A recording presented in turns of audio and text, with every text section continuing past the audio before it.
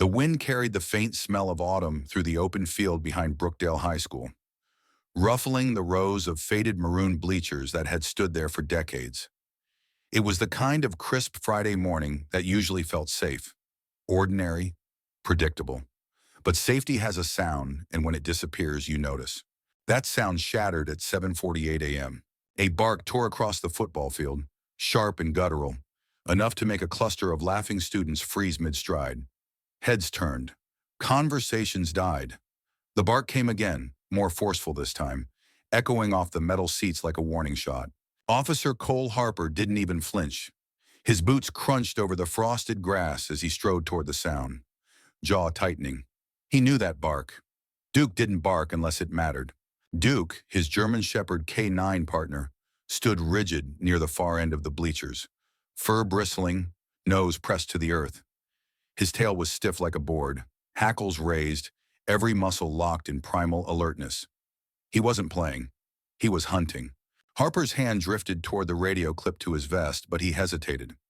This was supposed to be a routine patrol, a community visibility walk, as the department called it.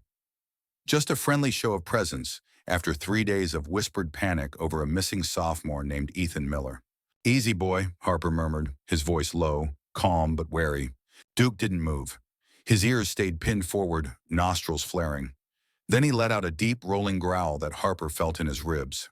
The sound was enough to draw stares from a group of students by the track. One of them, a girl in a denim jacket, hugged her backpack tighter and muttered to her friend, "That's where they found Ethan's phone." Harper caught the words like a nail to the skin. He crouched beside Duke, scanning the area. The grass was undisturbed, damp from morning dew. The metal supports of the bleachers were streaked with rust, their shadows stretching long under the rising sun. Nothing looked out of place, except Duke, and Duke never got it wrong. "Show me," Harper whispered. Duke surged forward, sniffing in tight spirals, then planting a paw and scratching hard at the dirt. A spray of soil scattered across Harper's boots. The dog stopped, pressed his nose into the ground again, and let out another sharp bark. Something was here. Cole Harper had worn the Brookdale PD badge for 12 years. He'd seen his share of dark things, things that clung to him when the house got too quiet at night. But something about working school patrols unsettled him in a different way. It wasn't just the kids, it was the illusion. The posters in the hallways promising safety and kindness. The locked glass trophy cases glowing with old victories. The way the place tried so hard to pretend nothing bad could happen here. But bad things didn't care about walls. He glanced back toward the main campus building.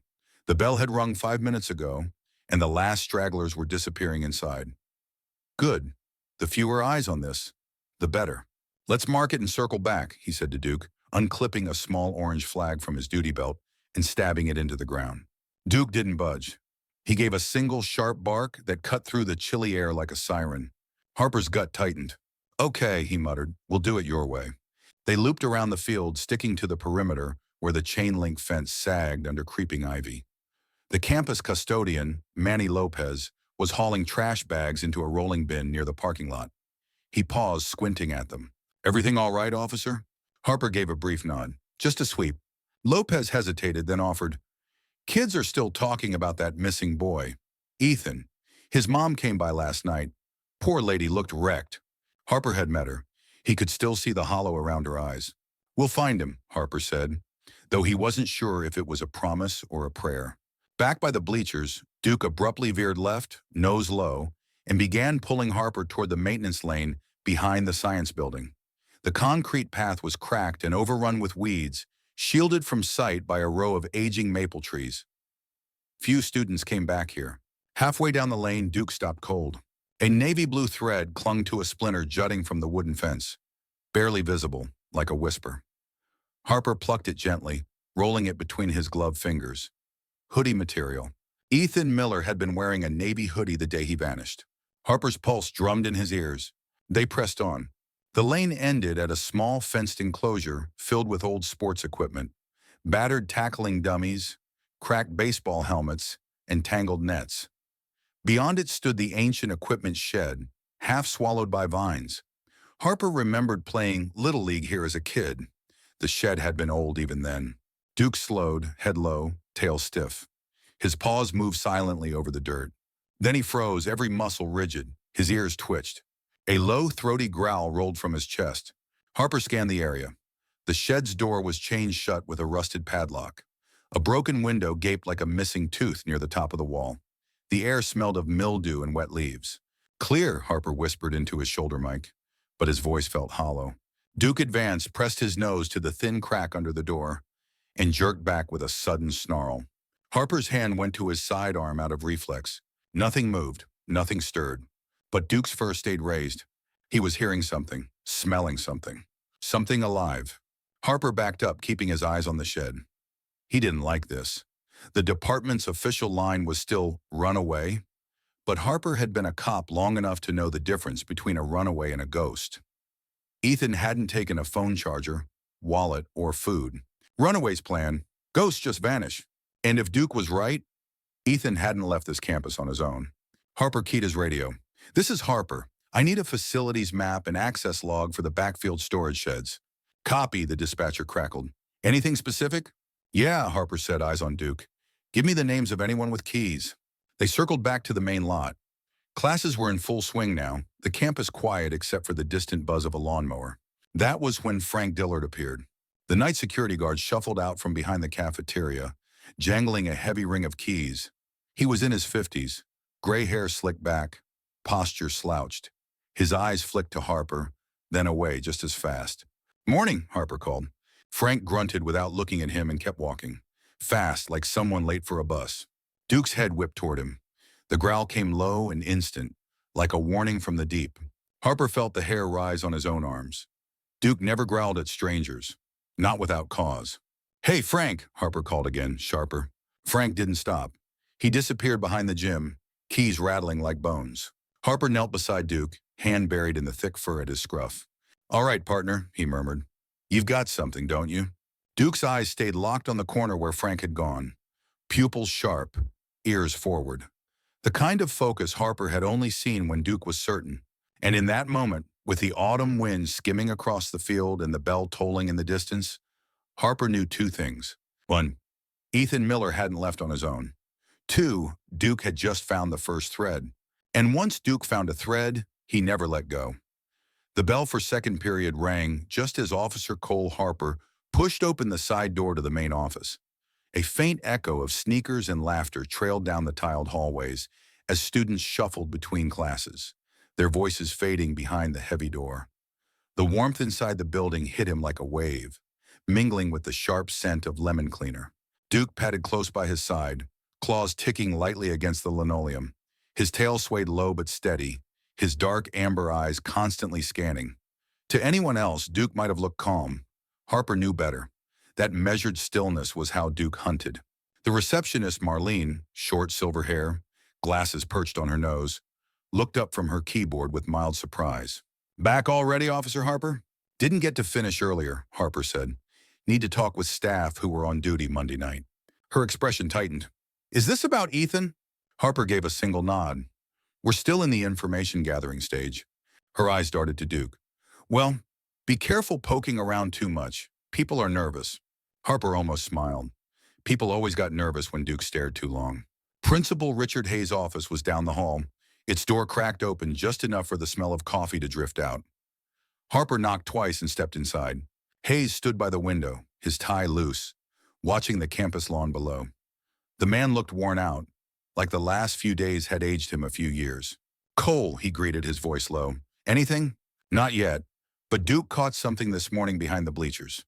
Hayes rubbed his jaw. "That's where they found Ethan's phone." "Yeah, and a piece of his hoodie," Harper said. Hayes sank into his chair with a heavy exhale. "God, his mom called again last night. She's barely holding it together." "I know." For a moment, silence stretched between them, filled only by the faint hum of the radiator. Then Hayes leaned forward. "You should talk to the night staff. They're the only ones here after dark. Frank was on duty that night." "I saw him earlier," Harper said. Duke didn't like him. Hayes' brows furrowed. "Frank's odd. Keeps to himself. Been here forever. But he's reliable." "Odd and reliable aren't mutually exclusive," Harper said. Hayes almost smiled at that. Then the weariness returned to his eyes. "Just keep me in the loop." Harper nodded and turned to leave. Duke followed silently, his head just brushing Harper's thigh. They found Frank Dillard exactly where Harper expected him, hunched on a metal stool in the maintenance room, tucked behind the gym. The place smelled like oil and dust. Tools lined the pegboard walls in meticulous rows. A small TV perched on a shelf played an old western with the volume low. Frank sat slouched, gray hair slicked back, a thermos in his hands. He looked up as Harper entered, his eyes narrowing. "Morning," Harper said lightly. Frank grunted. "Need to ask you a few things about Monday night," Harper continued. "Mind if Duke stays?" Frank's gaze flicked to the German shepherd sitting quietly at Harper's heel. "As long as he doesn't pee on anything." "Not really his style," Harper said. Duke stayed perfectly still, gaze locked on Frank like he was studying him cell by cell. Harper leaned against the doorframe. "You were scheduled for campus security Monday night, right?"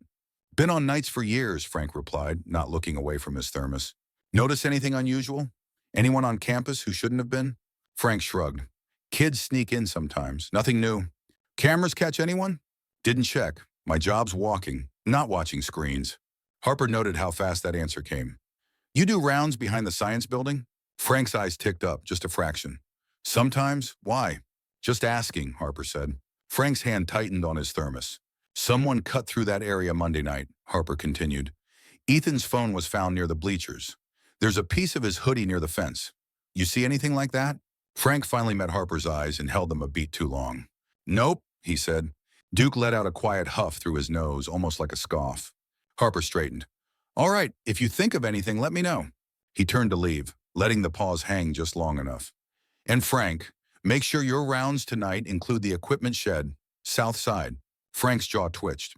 "That place is condemned. Been locked for years." "Funny," Harper said without turning. "The lock's new." Frank said nothing. Duke's ears stayed pinned forward all the way out the door. In the hallway, Harper exhaled slowly. He wasn't sure what bothered him more, Frank's answers or how carefully he delivered them. Most people got flustered talking to cops. Frank hadn't. He'd stayed perfectly still, like someone trying not to move while standing on thin ice. Duke's claws clicked steadily beside him as they walked. The dog glanced up, eyes bright, tail tip twitching. "You caught that too, huh?" Harper muttered. Duke gave a soft chuff, the kind he made when confirming a command. By lunchtime, rumors were rippling across campus like wind on water. Ethan's name buzzed through whispered conversations. A sophomore told her friend she'd seen him on the highway hitchhiking. A junior swore he ran away to California. Harper knew how fast rumors spread, especially when people were scared. They were like smoke, everywhere, choking out the facts.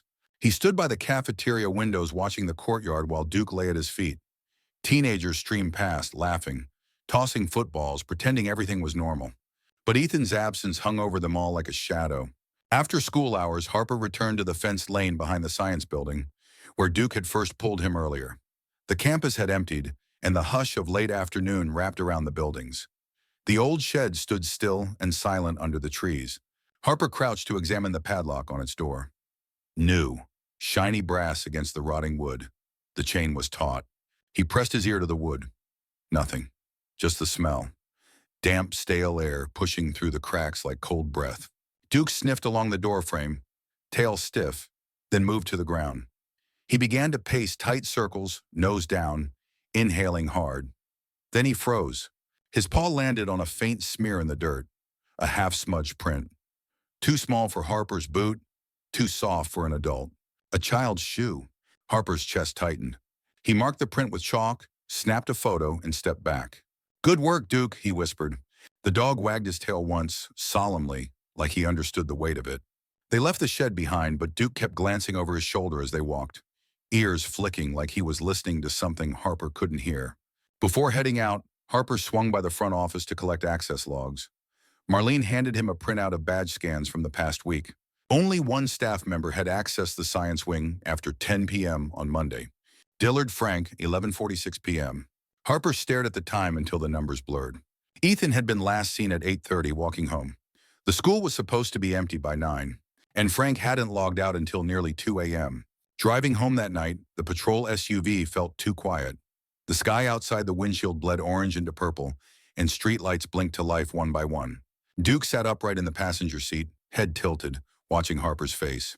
"I don't like it either," Harper said softly. Duke blinked slowly, a calm, knowing look.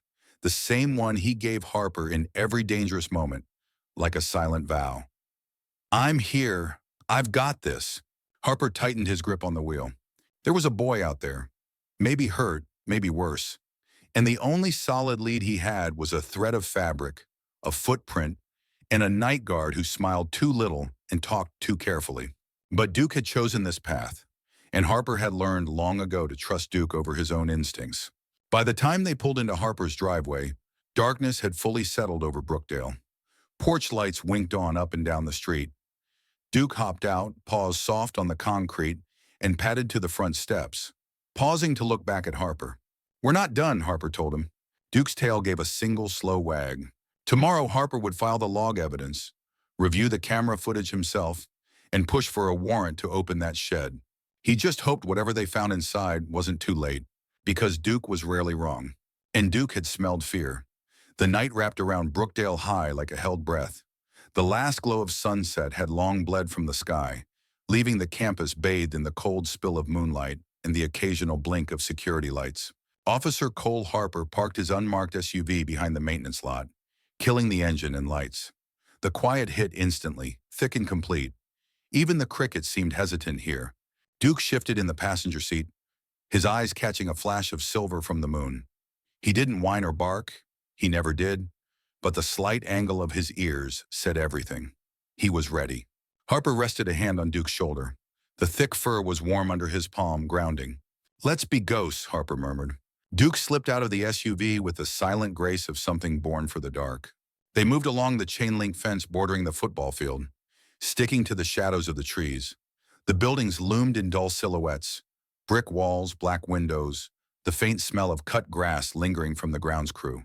It felt wrong, sneaking into a high school he'd once walked through as a kid, but the print in the dirt wouldn't leave his mind. A child's shoe. He replayed the details like a mantra. Small, fresh, near a locked shed. On the same night, Ethan vanished. Duke slowed as they reached the back of the science building. His tail stiffened, and he pressed his nose to the ground. A low growl vibrated through his chest. Harper knelt, scanning the area with his flashlight kept low. The beam caught a glint of metal wedged beneath the fence post. A paper clip, bent and half rusted. He bagged it anyway. In his experience, nothing was too small to matter. They kept going. The equipment shed rose out of the weeds like a forgotten tooth. Its warped wooden siding was bleached from decades of sun, vines creeping high up the walls. The new brass padlock gleamed against the rotting wood like it didn't belong, which Harper thought grimly it didn't. Duke froze about 10 feet away, ears pricked, body locked like a coiled spring. Harper's breath fogged in the cool night air. He knelt, pressing the back of his hand to the dirt. Cold, still. Then faint, so faint Harper thought he imagined it, came a sound.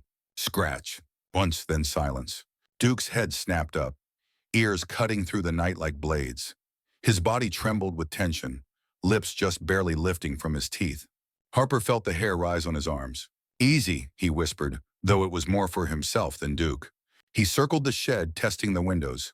The glass was crusted with grime, impossible to see through. The air reeked of mildew and old leaves. He pulled a set of bolt cutters from his bag. They weren't regulation issue. He'd borrowed them from a buddy in maintenance and hadn't bothered with paperwork. There were times you had to move first and explain later. Duke stayed glued to his side as he snipped through the chain. The padlock clattered to the dirt with a soft metallic thud that sounded unnaturally loud in the stillness. Harper eased the door open. The old wood groaned like something waking up.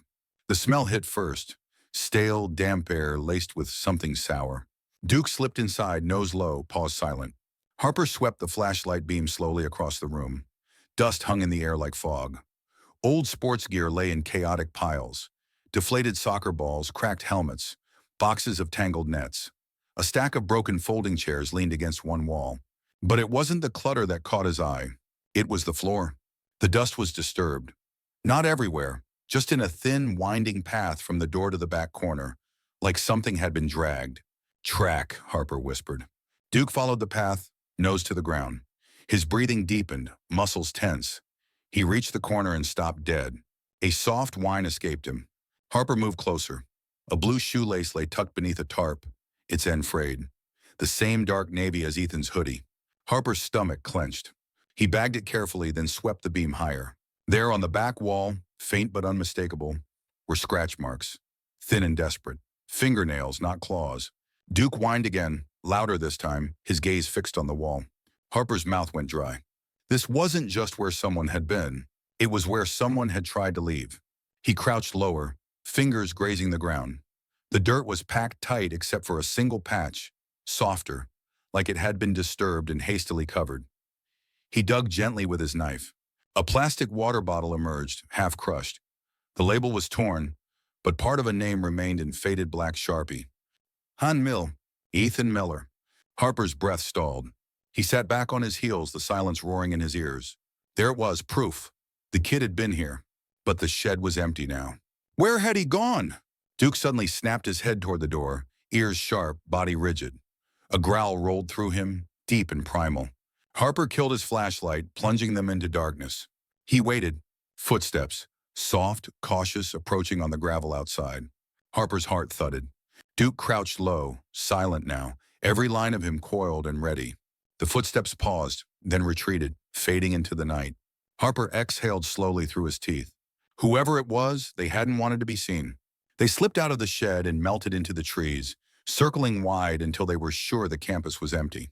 Back at the SUV, Harper secured the evidence bag in the glove compartment. His hands were still trembling, though he forced them steady. You were right, he whispered to Duke. Duke simply stared at him, calm and steady like stone. Harper started the engine, headlights off until they hit the main road. At the station, the night desk sergeant raised an eyebrow at the sight of Harper walking in with Duke past midnight. Couldn't sleep, Harper said flatly. He filed the evidence and photographs, writing only, found during patrol in the report. Technically true, just missing context. Context could wait. What mattered was that Ethan Miller hadn't just vanished into the night. He'd been dragged into it. By the time Harper got home, the sky was paling at the edges. He let Duke out into the backyard. The dog trotted to the edge of the lawn, sniffed the breeze and settled down, ears still swiveling for invisible sounds. Harper sat on the back steps, elbows on his knees. The image wouldn't leave him. Those scratch marks on the wall, frantic and shallow like someone clawing for light. If Ethan was still alive, he was running out of time. And if Frank Dillard had moved him, where? Harper rubbed his face, exhaustion grinding behind his eyes. Duke patted over, resting his heavy head on Harper's knee. Harper managed a thin smile. We're close, partner. Duke's tail brushed the wood in a slow, solid thump. The next morning, Harper returned to Brookdale High in full uniform. The halls buzzed with chatter and slamming lockers, a world oblivious to the fact that it was balanced on a knife's edge. Students parted instinctively when Duke passed, whispering. Harper stopped by the security office and requested the full week's camera footage from the science building and surrounding paths. Gonna take time to pull, the guard muttered. Do it, Harper said. On his way out, he passed Frank Dillard. The night guard's eyes were bloodshot, his movements sharp and jittery. He froze when he saw Duke, then quickly masked it with a tight nod. Morning, Harper said evenly. Frank just kept walking. Duke's head tracked him the whole way down the hall, unblinking. As Harper turned the corner, his radio crackled. Footage from the west hallway, ready for review. Copy, Harper replied. He glanced down at Duke. Let's see what you were trying to tell me. The security office was a small, dimly lit room buried deep in Brookdale High's west wing, lined with humming monitors that flickered shades of gray. Officer Cole Harper stood with his arms folded, the brim of his patrol cap tilted low, eyes locked on the screen in front of him. The footage showed the science wing exterior on Monday night, the night Ethan Miller disappeared. At first, nothing, just an empty strip of pavement under the cold glare of a motion light. Then movement. A shadow slipped across the frame, long and low. Harper leaned closer. The figure was hunched, pulling something heavy. Maybe a bag, maybe a tarp-wrapped shape. The camera caught only a blur before the figure veered off toward the trees. Pause it, Harper said. The security guard froze the frame. Grainy pixels smeared across the screen, but the silhouette was unmistakably human. Medium build. Hoodie pulled up. The timestamp in the corner blinked, 11:52 p.m. Harper's jaw tightened. That was just minutes after Frank Dillard had badged into the science wing. Rewind 10 seconds. Slow it. The guard complied. Harper's eyes tracked the movement. Stiff gait, quick glances over the shoulder, dragging something that left a faint mark on the pavement. Do we have anything behind the science wing? Harper asked. Just the shed cam, the guard said. But it's motion triggered and it's been offline for months. Of course it had. Send me this clip, Harper ordered. The guard hesitated. Shouldn't this go through the principal? Principal Hayes will get it, Harper said. Right now it goes to me. There was something in his tone that ended the conversation. By the time Harper stepped out into the bright hallway, the world outside the footage felt too normal. Teenagers laughed near the lockers. A teacher wheeled a cart of microscopes past. But the grainy image of that figure dragging something through the night clung to him like smoke. Duke patted silently at his heel, head low, eyes sharp. Yeah, Harper muttered. I saw it too. He spent the next hour combing the maintenance logs. Frank had scanned in at 11:46 p.m., Monday, and out at 1:58 a.m. No other staff had been on campus. When Harper stopped by the maintenance closet, Frank wasn't there. The TV was still on, playing the same dusty western. The stool was empty. Duke sniffed the air and let out a soft, almost annoyed huff. Harper stared at the empty stool for a long moment. Then he decided he was done waiting. The afternoon sun slanted low as Harper and Duke crossed the backfield toward the old equipment shed. The wind carried the sharp tang of cut grass and the faint laughter of kids from the track. It felt wrong, walking toward that place in broad daylight, like trespassing into something that only belonged to the night. The shed sat in its nest of weeds and shadows, looking perfectly ordinary and perfectly false. Harper unhooked the caution tape he'd tied across the door the night before. It was untouched. Duke pushed forward, nose pressed to the crack beneath the door, tail stiff like rebar. All right, Harper said quietly. Let's do this clean. Inside, the air was still and stale, the kind of thick stillness that clung to the back of your throat. Sunlight leaked in through warped boards, painting slanted bars of gold across the floor. Dust motes hung like suspended time. Harper kept his flashlight low, sweeping the beam across the clutter. Everything looked exactly as it had the night before. Piles of broken gear, tangles of netting, the faint drag marks through the dust. Duke moved like a living shadow, nose to the ground, weaving slow figure eights. His breathing grew deeper, sharper. Then he froze at the back wall. Harper crouched beside him. The scratch marks were clearer now in daylight. Dozens of them, thin and frantic, carved into the wood. Harper touched the grooves with his glove. They weren't old. The splinters were clean, pale beneath the grime. Someone had fought to get out, and they hadn't been quiet about it. Search, Harper murmured. Duke surged forward, sniffing along the base of the wall. His nails scraped the dirt as he dug at a loose board. Harper pried the board free with his knife. Behind it, darkness. He angled the flashlight in, and his breath caught. A shoe, small, scuffed. A boy's size 8. Inside, a sock was crumpled into the heel. He tugged it out gently with forceps, heart pounding. It was damp. Not with water, with sweat. Recently worn. Harper bagged it with shaking hands. Duke stayed locked on the opening, nose twitching, tail rigid. Harper widened the hole with the crowbar from his pack. The wood creaked and split. A cavity about 3 feet deep yawned behind the wall, just big enough for a child to curl up in. A nest of old blankets lay inside, filthy and matted. Candy wrappers littered the floor. And on the far wall, scratched into the wood with something sharp, were 3 letters. A-E. Harper's throat tightened. Ethan hadn't just been here. He'd carved proof of it. He sat back on his heels, pulse hammering, the smell of dust and rot thick in his lungs. Good boy, he whispered hoarsely. Duke pressed his nose gently to Harper's shoulder, then turned back to the hole, ears pinned forward like he was daring it to move. Harper sealed the evidence, photographing every angle. They were done here for now. By the time they stepped back into the sunlight, the campus was quieting. The last stragglers were leaving, backpacks bouncing, laughter fading.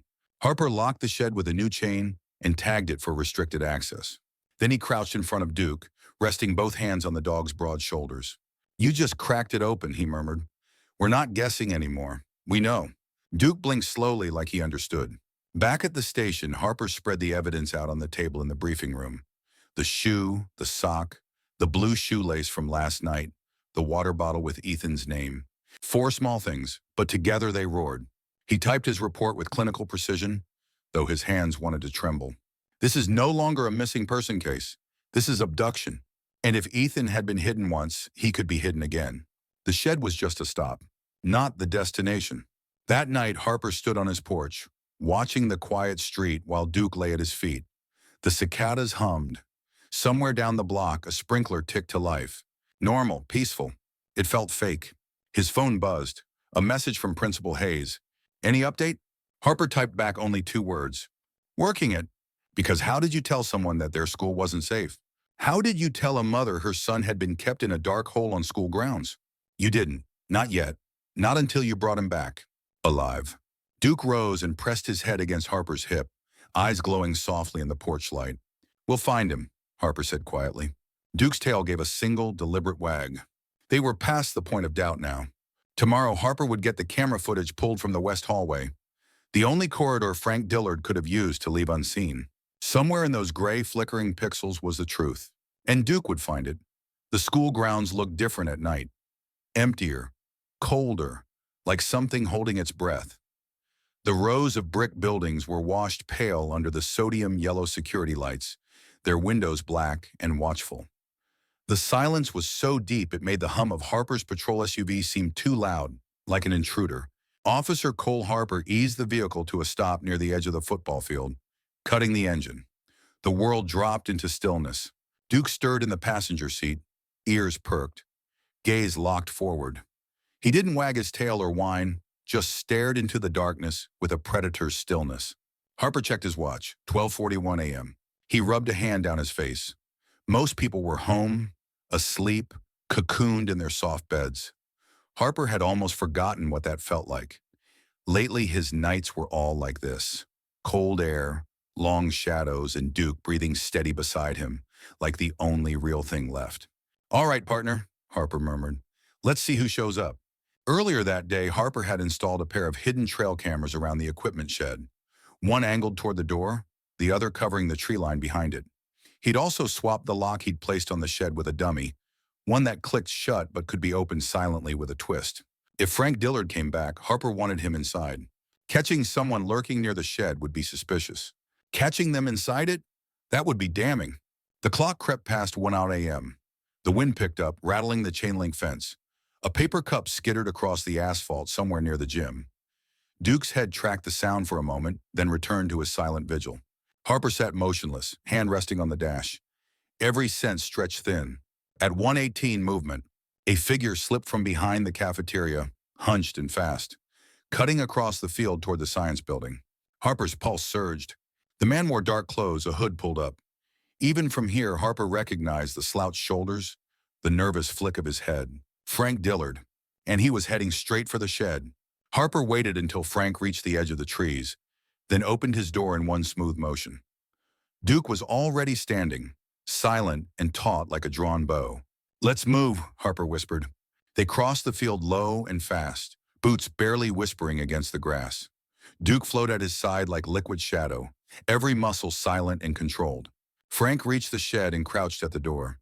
The beam of his small flashlight trembled as he worked the lock. Harper saw the chain fall away and the door creak open. Frank slipped inside. Harper advanced, hand hovering near his holster. His heartbeat pounded in his ears. Brookdale PD, he called sharply, voice cutting the dark. Step out of the shed, Frank. The beam of the flashlight inside jerked wildly. Then Frank bolted. He exploded out of the doorway like a startled deer, flashlight clattering behind him, feet churning through the weeds. Harper lunged forward, shouting, Stop! Police! Frank didn't stop. Duke surged ahead, a tan and black blur, teeth flashing in the moonlight as he cut wide to flank. Harper sprinted after them, adrenaline burning cold in his chest. They tore across the backfield, Frank's breath ragged, the thud of his boots frantic against the hard ground. Duke angled perfectly, intercepting him near the old batting cage. He didn't bite, just launched ahead and planted himself in Frank's path with a feral bark that cracked the night in half. Frank stumbled to a stop, arms flying up instinctively. Harper closed the gap in 3 strides, tackling Frank hard to the dirt. They hit the ground with a dull thud. Hands behind your back, Harper barked, knee pressing between Frank's shoulder blades. Frank thrashed. Get off me! You don't know what you're doing! Duke circled them in a tight orbit, barking once, teeth bared, tail stiff. Hands now, Harper snapped. Frank froze, chest heaving. Then slowly, reluctantly, he shoved his hands behind him. Harper cuffed him in one clean motion. Frank lay panting in the grass, cheek pressed to the dirt. His eyes glittered wide and furious in the moonlight. I wasn't doing anything, he hissed. You got no right. You broke into a locked building on school property after hours, Harper cut in, voice flat. You've been lying to me all week. And you were on duty the night Ethan Miller disappeared. Frank flinched at Ethan's name, just for a flicker. But it was enough. Harper saw it. So did Duke. His growl deepened, a low warning that vibrated through the ground. Harper hauled Frank to his feet. What were you going to do in there? Clean up something you left behind? Frank's jaw tightened. He said nothing. Let's find out, Harper muttered. He marched Frank back to the shed, Duke trailing close behind, eyes fixed like twin embers. Inside, Harper swept his flashlight across the boards. Everything looked the same. Piles of broken gear, stacks of dusty chairs. But then he saw it. A fresh duffel bag leaned against the wall, half-zipped. It hadn't been there yesterday. Inside were rope, duct tape, bottled water, granola bars, and a roll of black trash bags. Prepared supplies. For what? Harper's stomach turned cold. Frank broke the silence with a raw laugh. You don't get it, do you? Make me understand, Harper said. Frank just shook his head, lips curling. You're too late. Where is he? Harper snapped. Where's Ethan? Frank's eyes glittered with something like amusement or madness. Ask the dog, he said softly. That was enough for Harper. He read Frank his rights in a clipped monotone, then called it in for pickup. 2 patrol units rolled up 20 minutes later to take Frank downtown. He went quiet then, head low, like something had finally switched off inside him. When the cruisers drove away with Frank in the back seat, red and blue lights fading down the road, Harper was left alone under the moon with Duke in the shed. The silence came rushing back in. Harper crouched, elbows on his knees, staring at the open duffel. This wasn't just about hiding Ethan, he murmured. He was planning something. Duke sat beside him, head tilted, breathing slow. The dog's calm was the only steady thing in the world right now. Harper zipped the bag shut and tagged it for evidence. Then he turned to Duke, voice low. You did good tonight. Duke pressed his forehead gently against Harper's shoulder. Harper exhaled, tension bleeding from his chest for just a moment. Then he looked back at the shed. Somewhere out there, Ethan was still alive. Harper could feel it in his bones. And Frank hadn't said he's gone. He'd said you're too late. That wasn't the same thing. Harper locked the shed tight and loaded the duffel into his SUV. As they pulled away from the empty campus, Duke curled up in the passenger seat, finally letting out a soft sigh. Harper kept his eyes on the dark road ahead, jaw set. They were close now, closer than ever. And Duke wasn't letting go of the trail. The evidence table in the precinct's back room looked like a crime scene waiting to be named. Officer Cole Harper stood over it, arms braced on the metal edge, eyes fixed on the black duffel bag they'd taken from the shed the night before. The bag had been logged, tagged, and laid open under sterile fluorescent light. Duct tape, rope, granola bars, water bottles. And something new. Something Harper hadn't noticed during the chaos of Frank's arrest. A small plastic key card tucked into the mesh inner pocket, scuffed and cracked. The faded words on its surface read, South Storage, Unit 14. Harper stared at it like it might burn through the table. Behind him, Duke paced in slow, tight circles, claws ticking lightly on the linoleum. The German shepherd's ears flicked with each creak of the building, body humming with restless energy. He hadn't stopped moving since they got here. Harper picked up the card with gloved fingers. The back had a phone number printed in tiny font, long disconnected. South Storage. It was a row of old rental units out on County Road 17, half forgotten, mostly used by construction crews and yard businesses. Harper had driven past it 100 times without thinking twice. Now it felt like the center of the map. Frank Dillard sat downstairs in holding, silent as stone. They'd questioned him through the night. He hadn't said a word beyond asking for a lawyer. Not about Ethan, not about the shed, not about why he was sneaking back with supplies. He just stared at the table with those dull, glittering eyes as if he knew something Harper didn't, and liked it. But Frank had slipped. He'd left a key. By 3 p.m., Harper had signed out an unmarked cruiser and filed a search notice. The paperwork could crawl through the system tomorrow. Tonight, he wasn't waiting. He slipped Duke into the back seat and hit the road, gravel spitting from the tires as they left town. The world stretched wide and quiet out here. Long fields browned by late autumn, telephone lines sagging across the pale sky. The sun was sinking fast, burning a red stripe along the horizon. Duke stood braced in the back, ears speared forward, eyes locked ahead like he could already see the place. South Storage squatted at the end of a cracked asphalt drive behind a rusted chain-link gate. The sign out front was missing half its letters. A row of corrugated metal units stretched like a row of teeth, paint peeling, shadows pooling in the gaps between them. The place looked dead. perfect for hiding something alive. Harper parked just beyond the gate and killed the engine. The silence was thick, broken only by the distant rush of highway traffic. He opened Duke's crate. The dog stepped out silent as smoke, tail held low but steady, nose lifting to test the air. "Track," Harper whispered. Duke lowered his head and began to move, sweeping slow arcs, sniffing the cold concrete. The wind stirred old leaves around their boots. They passed Unit 10, then 12. When they reached Unit 14, Duke froze. His body went rigid, front paw raised, lips barely peeling to show the tips of his teeth. Harper's heart punched once hard. The metal door was chained and padlocked, but faint scratches marred the paint near the bottom, like something had clawed at it from the inside. Harper knelt, touching the cold metal. "Show me," he breathed. Duke pressed his nose to the gap under the door and recoiled with a sudden sharp bark that ricocheted off the steel walls. The sound wasn't angry. It was urgent. Adrenaline jolted through Harper's veins. He rose fast, pulling the pry bar from his pack. The lock was old, corroded.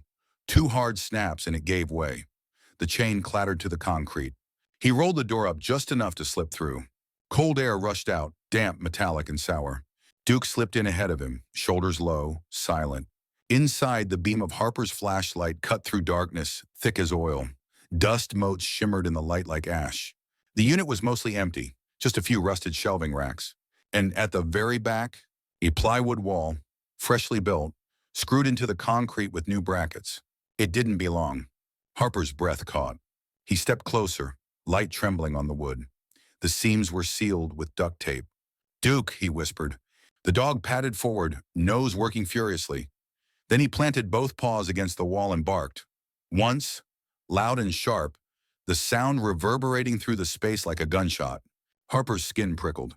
There was something behind it. Someone. He wedged the pry bar into the seam and heaved. The wood screeched, nails snapping.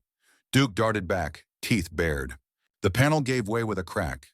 Harper's flashlight beam knifed into the space beyond, and the world seemed to tilt. It was a room.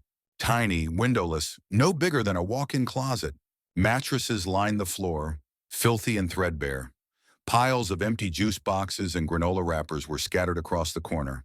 And there, huddled together against the far wall, were 3 children. One of them was Ethan Miller. He blinked at the light, eyes hollow and wild, face gaunt but unmistakable. A boy's voice, ragged and small. Please." The other 2 were younger, maybe 8, maybe 9. One clutched a stuffed dinosaur so tight the seams strained. They didn't scream. They just stared, too exhausted for fear. Harper's heart cracked open and surged at once. "Ethan," he breathed. The boy flinched at his name like it hurt. "Hey," Harper said softly, voice dropping to the tone he used for lost animals and scared kids. "It's okay. You're safe now." He knelt, setting his flashlight on the floor. The beam rolled gently across the grimy walls. "Duke, guard," he said. The shepherd planted himself at the doorway, a solid wall of fur and muscle, eyes fierce and watchful. Harper pulled his radio. "Dispatch, this is Harper. I need immediate EMS and backup at South Storage, Unit 14. Confirm 3 juveniles located alive. Repeat, alive." The line crackled. Then, "Copy, Harper. Units en route." Relief hit so hard it made him sway. He coaxed the children out one by one. They were trembling, skin pale under layers of dirt, clothes stiff with sweat. Ethan's knees nearly buckled. Harper caught him, lifting him with careful strength, feeling every fragile bone. "You're okay," Harper murmured. "We've got you." Ethan's fingers curled weakly into Harper's collar, like he wasn't sure what was real. Outside, the night air bit cold, sharp with the smell of dry leaves and diesel. Sirens wailed faintly in the distance, growing louder. Harper carried Ethan to the cruiser and wrapped him in a blanket from the emergency kit. The other 2 kids huddled under another blanket in the back seat, wide-eyed and silent. Duke sat near the bumper, still as stone, his gaze locked on the dark horizon as if daring it to try again. Minutes later, red and blue lights strobed across the lot. EMTs swept in with warm blankets and gentle voices, ushering the kids into waiting ambulances. Harper stood beside Duke, watching them go. His throat ached and his hands shook, though he forced them steady. They were alive. They were going home. Frank Dillard would spend the rest of his life behind bars. But tonight, 3 children were breathing because Duke hadn't given up. Because Duke had followed the scent of fear through locked doors and lies and shadows, and found hope buried in the dark. As the last ambulance pulled away, Harper crouched beside Duke, burying his fingers in the thick fur at his neck. "You did it," he whispered. "You brought them back." Duke pressed his head against Harper's chest, silent and steady as a heartbeat. "Thank you for following this story. If you were Harper standing in that storage unit and found those children, what would you have done?"